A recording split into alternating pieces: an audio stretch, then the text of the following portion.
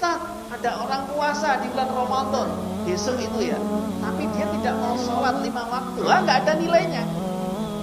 Nggak ada nilainya. Kenapa? Karena dia melakukan dosa besar, al-kabair.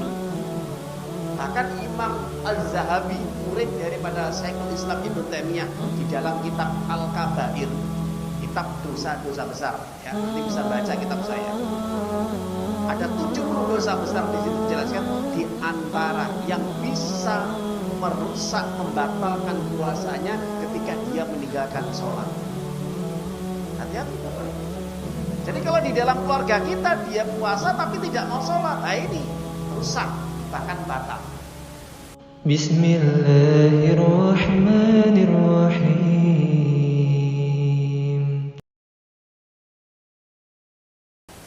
Para jamaah Bapak Ibu yang dimuliakan oleh Ta'ala, di sini kami akan menyampaikan bahwa orang mukmin ini ketika dia menyambut tamu yang paling istimewa di antara bulan-bulan yang lain, yaitu bulan Ramadan, maka di sini Nabi Muhammad SAW ini menjanjikan kepada umatnya bahwa mereka akan mendapatkan kenikmatan, anugerah, pahala yang besar, janji-janji yang sudah Allah siapkan nanti di surganya.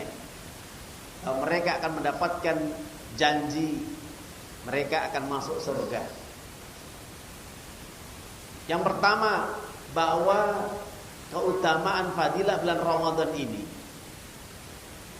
itu sudah dikabarkan oleh Nabi, bahwa pintu-pintu surga, pintu-pintu neraka, setan-setan semuanya dibelenggu. Insyaallah ini sering kita dengarkan, tapi akan kita jelaskan nanti. Dijelaskan dalam hadis sahih Imam Bukhari Muslim dari Abu Hurairah radhiyallahu anhu, "Idza jaa Ramadan futiyat abwabul jannah wa ghulqat abwabun nar wa sujatis syayatin." Apabila telah datang bulan Ramadan, pintu-pintu surga dibuka, pintu-pintu neraka ditutup, setan-setan dibelenggu. Maknanya, para ulama menjelaskan, sebagaimana Syekhul Islam Ibnu Taimiyah dan juga Imam Nawawi dan ulama-ulama yang lain mengatakan bahwa yang dimaksud dengan pintu-pintu surga dibuka adalah di bulan Ramadan, di mana Allah memberikan kenikmatan kepada orang untuk melakukan amal-amal kebajikan, dipermudah untuk melaksanakan berbagai ketaatan. Itu yang dimaksud pintu-pintu surga dibuka. Maksudnya di bulan Ramadan banyak orang yang melakukan amal kebajikan. Jadi persentasenya orang yang taat, orang yang beramal kebaikan itu lebih banyak daripada orang yang melakukan kemaksiatan atau perbuatan dosa. Itu yang dimaksud dengan pintu-pintu surga dibuka. Sedangkan makna pintu-pintu neraka ditutup adalah mereka akan dijauhkan dari perbuatan-perbuatan maksiat, perbuatan dosa yang bisa merusak ibadah puasanya, yang bisa mengganggu ibadah puasa. Sehingga orang yang berpuasa ini sangat sedikit atau minim sekali. Mereka akan terhalangi untuk melakukan perbuatan dosa dan maksiat. Kenapa? Karena puasa itu sendiri adalah imsak, menahan dari segala apa yang membatalkan puasanya, makan, minum, hubungan suami istri dan pembatal-pembatal yang lain. Baik secara ucapan dan perbuatan, orang puasa itu tidak hanya menahan makan, minum, berhubungan suami istri, mulai terbitnya matahari sampai terbenamnya matahari. Yang paling urgen, yang paling penting orang yang puasa itu bagaimana bisa menjaga lisan, lidahnya, mulutnya, dan perbuatan yang itu bisa merusak ibadah puasanya. Makanya dijelaskan dalam hadis riwayat Al-Hakim dan Ibnu Muzaimah mengatakan, laisa siyam minal akli wa syurbi wa inna masyam minal lagwi wa rafat. Puasa itu tidak hanya sekedar hanya menahan lapar, makan, minum, haus, ataupun hubungan suami istri atau pembatal yang lain. Tapi pada dasarnya yang paling penting bagaimana ketika orang berpuasa ini bisa menjaga ucapan-ucapan yang bisa menyakiti saudaranya atau orang lain, atau berkata-kata yang jorok yang bisa menumbuhkan syahwat, menimbulkan birahi, bisa naik. Nah, jadi orang berpuasa ini betul-betul Pak Bung, ini betul-betul dijaga. Dijaga apanya? Lisannya, dijaga tangannya, dijaga kemaluannya, dijaga kakinya. Ini yang paling penting. Kalau sekedar puasa menahan lapar atau dahaga, mungkin semua orang mampu. Tapi kalau orang berpuasa ini tidak bisa menjaga lisan, ucapan dari kata-kata yang itu bisa menyakiti saudaranya, menggibah, rasan-rasan, mengfitnah, mengadu domba, mengolok-olok, merendahkan saudaranya, dan masih banyak ucapan-ucapan yang buruk. Nah, ini tidak ada manfaatnya puasanya. Meskipun sah, tetap sah puasanya menurut jumhur ulama, tapi tidak berpahala. Asal zam. Kenapa? Karena dirusak pahalanya, dihabiskan dengan perbuatan-perbuatan buruk dia. Jadi para jamaah Bapak Ibu, ini penting yang harus kita pahami. Ya. Jadi ketika di bulan Ramadan pintu-pintu neraka ditutup, seorang muslim ketika dia berpuasa, maka dia bisa menjaga sesuatu yang mendatangkan dosa, maksiat atau murkanya Allah. Maka itu makna neraka pintu-pintunya ditutup. Dan setan-setan itu dibelenggu. Maksudnya setan-setan itu dibelenggu bagaimana? Ketika orang berpuasa ini bisa menahan hawa nafsunya. Menahan hawa nafsunya dari sesuatu yang itu bisa merusak niat puasanya. Sehingga godaan-godaan apapun, bisikan-bisikan apapun, baik itu dari jin, ya, ataupun dari nafsu kita sendiri, ini bisa terkendali dan kita bisa menahannya. Karena memang banyak orang puasa kadang-kadang dia tidak mampu untuk bisa mengendalikan nafsunya, atau kadang-kadang dia masih mendengar ucapan-ucapan perbuatan atau bisikan-bisikan syaitan, sehingga dia mengikuti, menuruti bisikan-bisikan setan tadi untuk melakukan sesuatu yang diharamkan, yang dilarang oleh syariat, oleh Allah. Itu maksud setan dibelenggu secara maknawinya. Ya, ada juga pengertian memang setan-setan tidak mampu untuk menggoda orang yang berpuasa karena dibelenggu. Jadi pada hakikatnya ketika orang yang berpuasa, jadi dia bisa menjaga nafsunya dari keinginan-keinginan yang itu bisa merusak atau membatalkan puasanya. Makanya para jamaah Bapak Ibu, kalau orang berpuasa ini, maka hendaknya dia bisa mengendalikan nafsunya. Karena nafsu ini selalu mengajak yang buruk, mengajak yang menyesatkan. Itu yang makna daripada setan-setan dibelenggu. Makanya kalau ada orang lihat, katanya setan-setan dibelenggu, tapi kok banyak orang berbuat maksiat, banyak orang berbuat dosa. Nah ini berartinya orang yang tidak bisa mengendalikan nafsunya. Jelas Bapak Ibu ya? Kalau kita perhatikan, mungkin di rumah tangga kita atau di keluarga kita, lah puasa, tapi kadang-kadang mudah marah-marah. Atau kadang-kadang berbicara yang tidak baik, atau masih melakukan perbuatan-perbuatan yang buruk. Dosa-dosa masih dijalankan baik malam atau siang hari. Masih kadang-kadang meninggalkan sholat berjamaah, kata-kata yang tidak baik terhadap keluarganya, buruk terhadap keluarganya, tangganya, dan yang lainnya. Katanya setan ini dibelenggu, tapi masih banyak orang berbuat dosa, masih banyak orang yang minum, zina, makan riba, korupsi, mencuri dan sebagainya. Ini maknanya bagaimana? Maknanya adalah dia tidak bisa menahan nafsunya.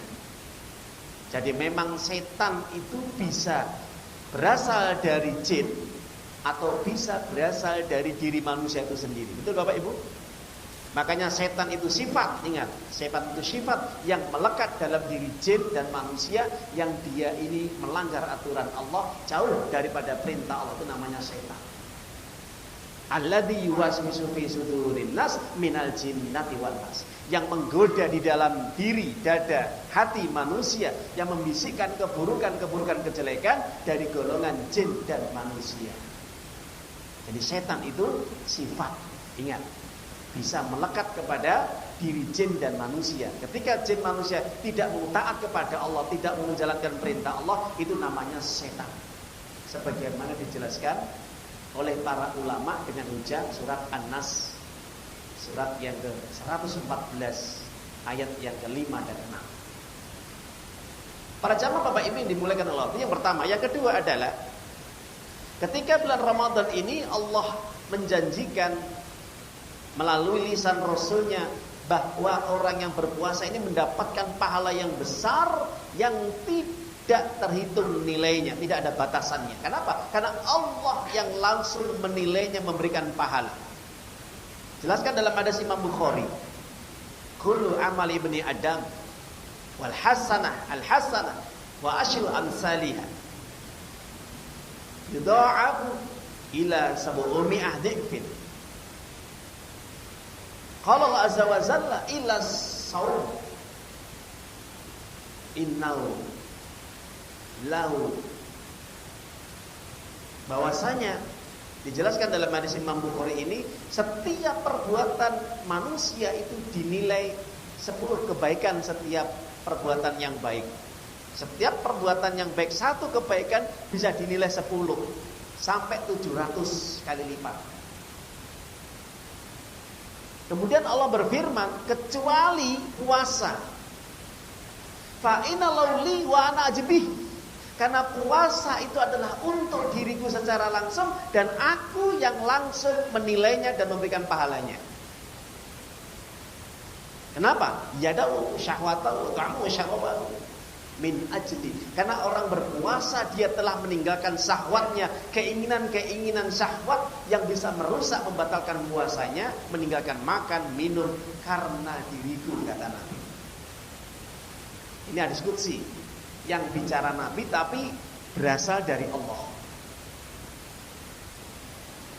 Dan Nabi kemudian melanjutkan, orang yang berpuasa mendapatkan 2 kegembiraan. Apa? Ketika dia sedang berpuasa sangat-sangat gembira, senang.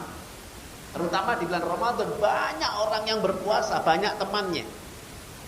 Beda kalau kita puasa sunnah, ya, itu mungkin tidak banyak temannya. Tapi kalau di bulan Ramadan hampir semua kaum muslimin berpuasa. Banyak temannya. Satu keluarga puasa, satu jamaah puasa, ketemu di masjid puasa, ketemu di kantor puasa, ketemu ketika bekerja juga sedang puasa. Masya Allah, itu nikmat kegembiraan. Yang kedua, gembira ketika dia bertemu dengan Allah. Artinya ketika di saat dia berbuka, dia berdoa memohon ampunan dan pahala yang besar supaya nanti diterima puasanya dan masuk surga. Makanya dijelaskan dalam hadis Imam Bukhari, lisa'im farhatan. Orang yang berpuasa ini memiliki 2 kegembiraan. Farhatun inda fitrih wa farhatun inda liqa'i rabbih. Jadi orang yang berpuasa itu mendapat 2 kegembiraan, kesenangan, kenikmatan, ya. Jadi kenikmatan ketika dia sedang berpuasa, gembira sedang puasa, nikmat dan gembira ketika dia sedang berbuka puasa, ketika dia ini bertemu dengan Allah. Artinya apa? Dia mengharapkan wajah Allah, ridha Allah, supaya puasanya diterima, doanya dikabulkan dan dimasukkan ke dalam surga.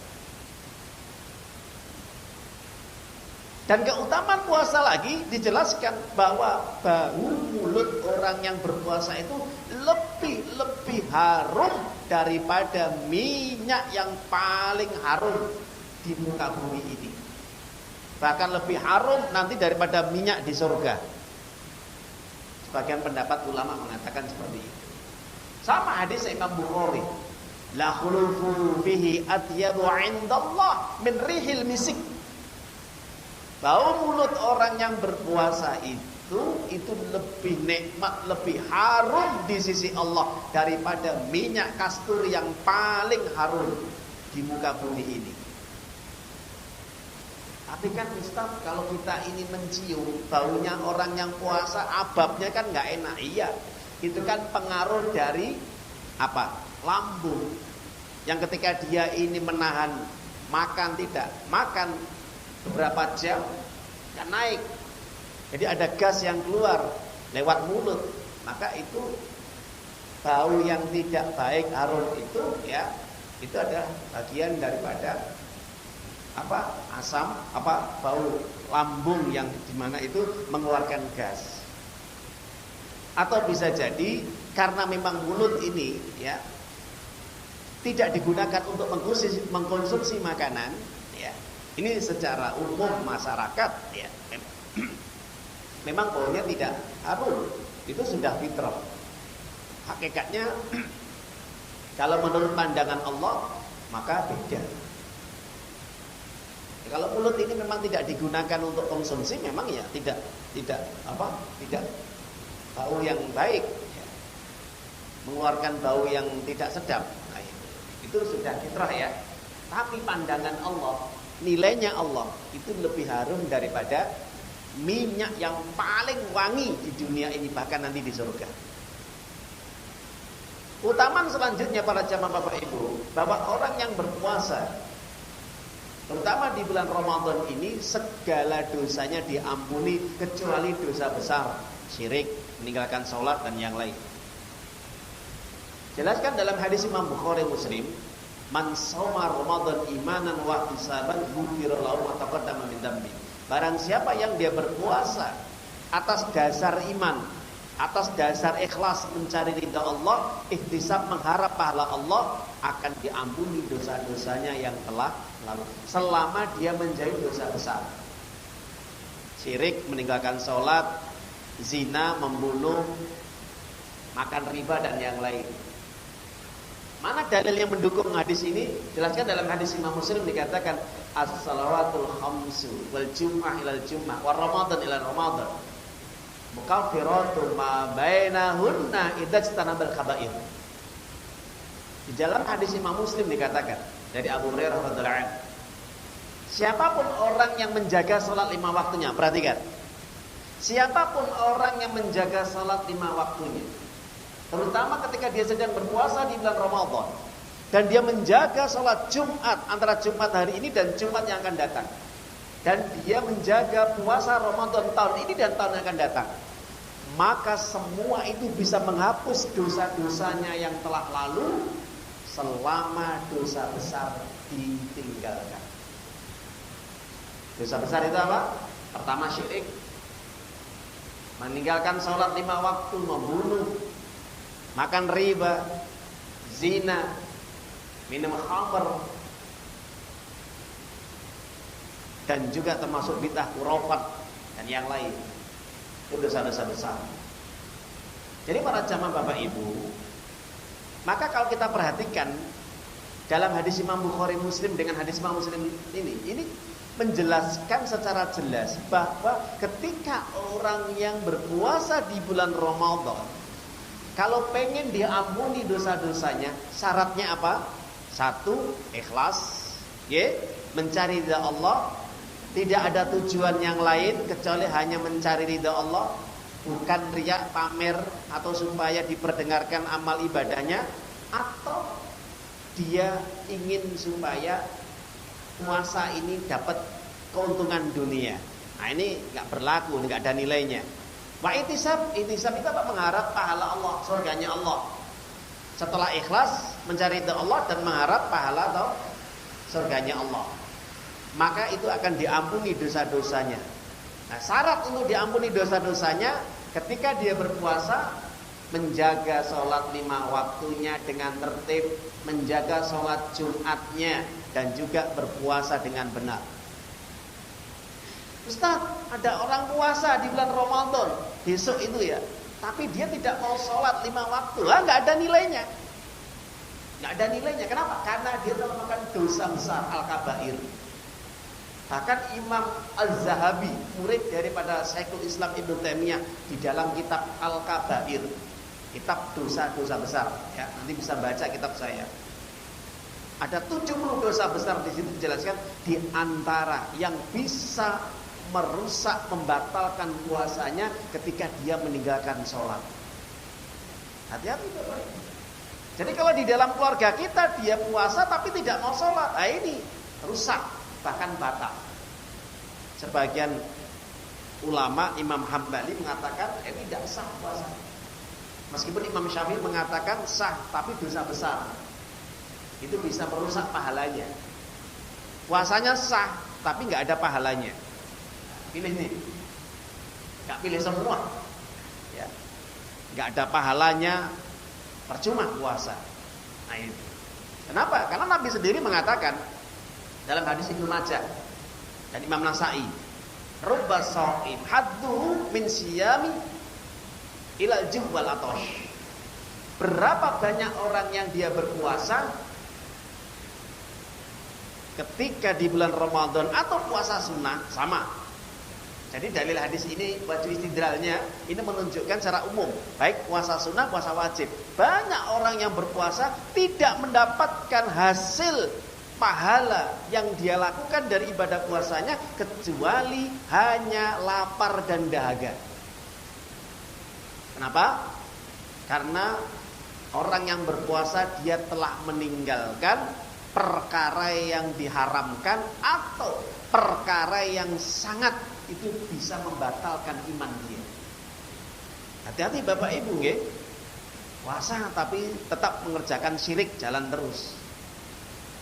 Minta berkah pada orang yang meninggal, berdoa pada orang mati di sisi kuburan para wali, orang saleh.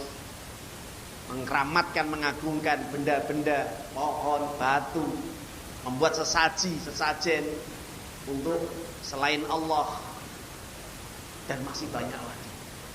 Nah, ini perkara-perkara yang bahaya, membatalkan iman, syirik. Dan termasuk tarku shalah, meninggalkan sholat 5 waktu. Ini bisa menjadikan puasa Ramadannya ini rusak, bahkan batal sebagai ulama. Hati-hati Bapak Ibu nggih. Jadi nanti disampaikan kepada keluarga, jangan sampai ketika di bulan Ramadan ini dia melakukan hal-hal yang bisa mendatangkan murkanya Allah, bahkan bisa merusak puasanya. Para jamaah Bapak Ibu dimulakan oleh Ta'ala. Kemudian keutamaan selanjutnya, orang yang berpuasa di bulan Ramadan ini akan mendapatkan keutamaan yang besar. Apa itu? Yaitu Lailatul Qadar. Ini yang paling penting. Ini yang kita harapkan. Kenapa? Karena kita hidup, di antara kita nih yang hadir ya, yang umur masih 20, 30, 40, 50, 60, bahkan mungkin 70. Belum tentu ibadah selama 70 tahun yang kita kerjakan, belum tentu ada jaminan dari Allah diterima. Belum tentu. Maka harapan kita dengan datangnya bulan Ramadan supaya Allah menjadikan umur kita yang dimana ketika kita umur sudah 50-60, di saat mungkin ibadah-ibadah kita ini belum ada jaminan diterima sama Allah, maka yang kita harapkan bagaimana ketika nanti di bulan Ramadan kita bisa nanti dijamin oleh Allah, kita diterima amal ibadahnya dan kita bisa mendapatkan Lailatul Qadar. Kenapa? Sebagai pengganti seandainya amal kita tidak diterima, maka kita wujudkan dengan ikhlas dan mencari ridha Allah. Kita ibadah di malam hari, satu malam lebih baik daripada berapa? 1000 bulan. 1000 bulan, 83 tahun lebih. Hanya kita kerjakan ibadah pada malam itu, saat itu Allah memberikan pahala yang besar, seperti orang yang ibadah selama 83 tahun lebih. Maka disitulah Rasulullah mengatakan, fihi lailah khairum min alfi syahrin. Di dalam bulan Ramadan ada satu malam yang lebih baik daripada 1000 bulan. Apabila orang mengerjakannya, maka dia akan diberi ampunan, diberi pahala, diberi rahmat selama 83 tahun itu sebanding dengan satu malam tadi. Jadi umurnya dia tidak sia-sia. Maka Nabi mengatakan, man horima khairaha faqad horima. Siapapun orang yang terhalangi dari melakukan kebaikan, sungguh celaka, celaka, celaka. Jadi kalau kita tidak berlomba-lomba nanti di 10 hari terakhir di bulan Ramadan, alangkah ruginya. Jadi nggak ada perbedaan antara di bulan Ramadan dengan di luar Ramadan. Sama, kita nggak semangat dalam beribadah, kita nggak semangat sholat taraweh, kita nggak semangat baca Quran tadarus, kita nggak mungkin keinginan untuk semangat bersedekah, kita tidak semangat untuk kita rajin untuk belajar, dan masih banyak amalan-amalannya, itikaf, berzikir, berdoa, sholawat, dan masih banyak lagi. Kita nggak semangat, ini namanya orang yang terhalangi. Jadi puasa cuman hanya males-malesan, tidur-tiduran, atau mungkin disibukkan dengan pekerjaan, ya. Akhirnya lupa untuk sholat taraweh, ditinggalkan, tinggalkan baca Qur'annya, tidak mau bersedekah, berinfak, tidak mau dia ini banyak berdoa, berzikir, minta ampun kepada Allah, dan masih banyak lagi amalan-amalan sunnah dia tinggalkan. Nah ini orang yang rugi para jamaah ini, karena dia menyanyiakan keutamaan di bulan Ramadan. Itulah sekelumit tentang keistimewaan di bulan Ramadan. Sebenarnya banyak, tapi cukup ini bisa memberikan manfaat yang besar, motivasi kita untuk persiapan kurang lebih ya 1 bulan ini, bahkan tidak ada 1 bulan ya 27 kurang lebih ya hari, sebentar lagi kita akan berhadapan dengan Ramadan. Kira-kira di antara kita nanti lulus tidak? Maka bulan Ramadan ibaratnya adalah yaitu madrasah tarbiyah al-imaniyah. Sekolah yang Allah dirikan tujuannya adalah untuk mengetes, menggembleng, mendidik iman kita. Kita lulus enggak? Nanti di bulan Ramadan. Kalau kita lulus, maka itulah yang dinamakan syahrul mubarak, bulan Ramadan yang diberkahi. Kenapa? Karena kita semangat, rajin beribadah, ikhlas, taat kepada Allah. Ya, itu semoga bisa memberikan motivasi kepada kita semuanya. Dan kita persiapkan diri kita. Mudah-mudahan kita semuanya dari sini sekali lagi diberi kesehatan oleh Allah Ta'ala sehingga bisa berjumpa dengan Ramadan. Dan juga mudah-mudahan Allah ridhoi segala amal ibadah kita, mulai hari ini sampai nanti kita melewati Ramadan, bahkan sampai kita meninggal dunia. Amin ya rabbal alamin. Para jamaah Bapak Ibu yang dimuliakan Allah Ta'ala, mungkin ini seketik ya ataupun secuil tentang permasalahan seputar ibadah di bulan Ramadan, tentang fadilah-fadilah dan keutamaannya. Ya